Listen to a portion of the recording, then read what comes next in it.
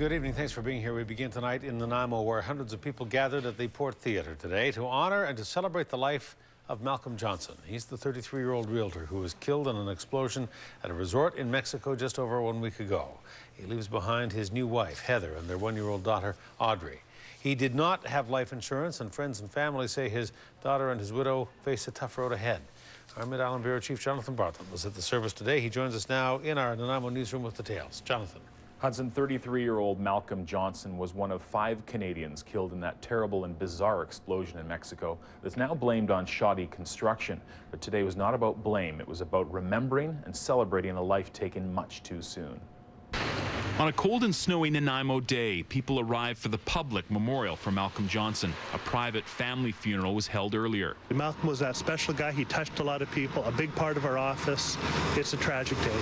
Inside the Port Theatre and on the stage, a guitar, briefcase, photography and video gear, pieces of Malcolm's work and hobbies. He liked to have a good time, and he was often the life of the party. The support he has from his friends, the community, you know, the outcry of help from across the country for him, across the nation for him. This is a testament to who he was, the amount of people here.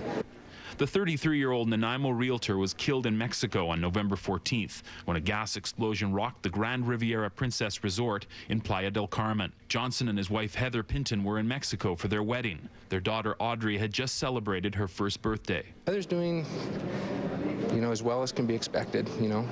Her and Audrey have suffered a great loss. The explosion is still under investigation. Over the weekend, the resort was shut down. Mexican officials now say bad construction may have caused the tragedy and homicide charges could be laid. But today was not about pointing fingers. It was about celebrating a life that touched so many. More than anything else, Malcolm lived a life full of joy.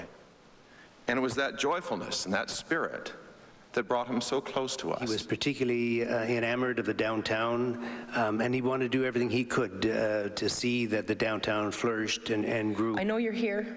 I know you're listening when I tell you.